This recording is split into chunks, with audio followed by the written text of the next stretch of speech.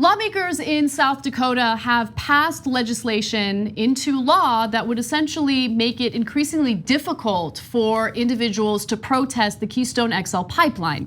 Now, the Native Americans in the area are planning on protesting it, and as a result of these laws that were signed by the governor of South Dakota, it is very likely that they will be held responsible for anyone who is a provocateur or anyone who causes any type of trouble during these protests. So as a result, the Oglala Sioux tribe has responded by saying that the governor is banned from visiting the reservation.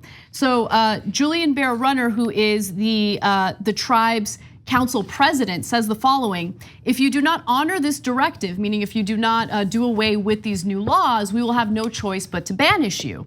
Now, the issue here is that the company that's behind the Keystone XL pipeline has been working with lawmakers in the state of South Dakota to encourage them to pass these insane draconian laws that essentially outlaw protesting.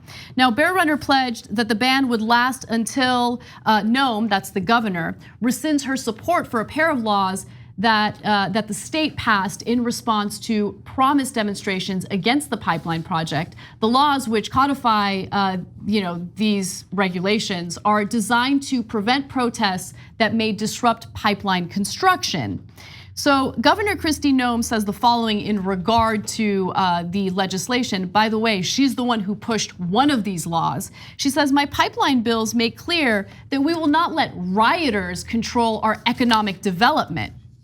Now, to give you more details into the laws, they would allow officials to sue activists if violence or law breaking occurs at a protest they organized, promoted, or somehow encouraged. Money collected from those lawsuits would be used to pay for damage claims stemming from that demonstration or for law enforcement costs.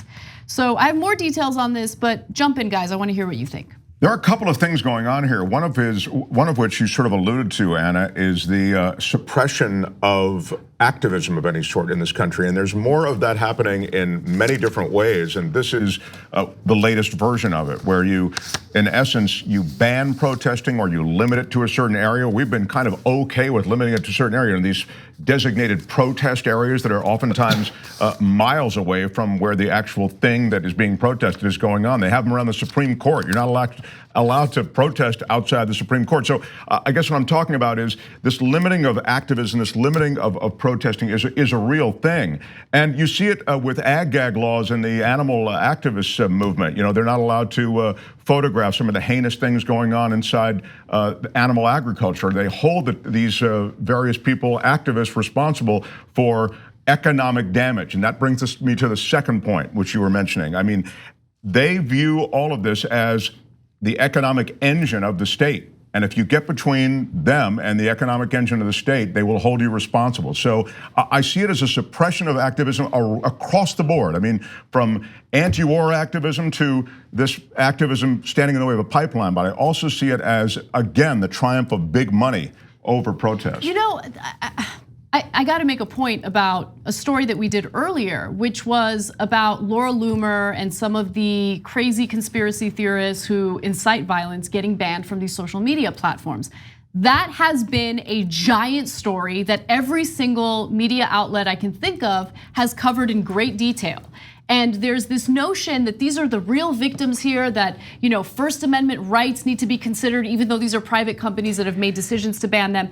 Look, I think that that's a fair debate and a fair conversation. But the reason why I bring that up is because that type of story receives a disproportionate amount of attention, whereas issues that I would argue actually do violate our Constitution and our constitutional right to free speech barely get any play. I mean, we're talking about outlawing those ag-gag laws. I'm so glad that you brought them up, because yes, I mean, those activists and those protesters who wanted to draw attention to the cruelty toward animals and factory farming and things like that, they were attacked viciously by these industries, and they were successful in passing those ag-gag laws.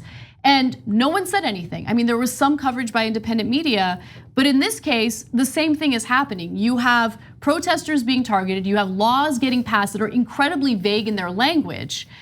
in order to make it very, very likely that the law could be used against protesters that aren't doing anything wrong. Right. So, and then she says, my pipeline bills make clear that we will not let rioters control our economic development. There's 2 points to be made there. First, who's gonna call them rioters? I had to take the word of Kristi Noem, who has made very clear what her priorities are. Her priorities are to let this happen. And so the person that she's gonna allow to control our economic development are the people that don't care about the folks who live where that development is going to take place. And so she has been making it very explicit exactly what she intends to do. And it's very frustrating. And then to the point of essentially your incentive structure, when you're saying that people like the Laura Loomers get more coverage, you're just trying to, at that point, do we have to incentivize these folks who are affected by life-threatening pollution and oil spills to be more ridiculous?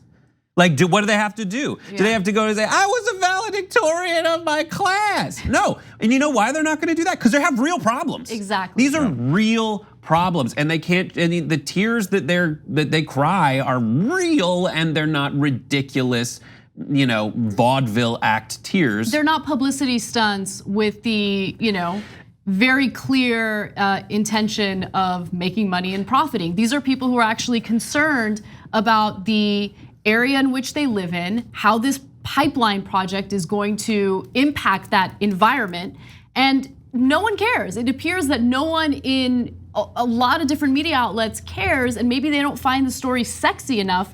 But even if you don't find it sexy enough, you have to consider what this means and the type of precedent it sets when it comes to free speech. This is a real free speech issue. Yeah, and the pipelines, the threat of the pipeline is toxifying these water supplies. I mean, this is a real threat, as Brett says. This is something that is really happening. The Laura Loomer thing is the media, doing its masturbatory thing where they live on social media. So if it's happening on Facebook or Twitter, it gets a lot more play. But this is real life, and this is real suppression. If this were happening in Venezuela, it would be used as an example of a fascist regime, an authoritarian regime suppressing protest. That's such a great point. But it's happening here, and as we've said, people aren't even really talking about it. And that's also, if you watch Knock Down the House, the documentary where Paula Jean Swearengin is talking about all the pollution and cancer that's been brought to her West Virginia town. She says that if people came in here and polluted this way,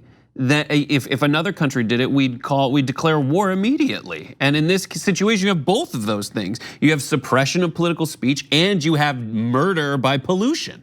That's such a great point. Yeah, absolutely. I mean, and just to compare Venezuela and the excuses that we're hearing from lawmakers that want to, pursue military intervention in Venezuela, they keep mentioning things like, oh, but the people are hungry, right? Which I agree with. The people in Venezuela are hungry. I don't think that US military intervention is gonna make it better, but we have children in our own country that are going hungry and lawmakers that are turning a blind eye to it over and over again. So can you argue that another country needs to invade the United States to do something about it? Of course you wouldn't make that argument. Do you think that Kristi Noem cares about this banishment? After all, was it a month ago when there were floods on the Pine Ridge Reservation? She wouldn't go visit. That's right. She didn't go visit for a long time. So if you're talking about people who are hungry in Venezuela, you're talking about people who don't have water everywhere, but not a drop to drink. They had to go find drinkable water, go through the standing water back to where they were, and at a time when it took forever to get enough support from the governor to actually come in there and do something. Exactly. I wonder if in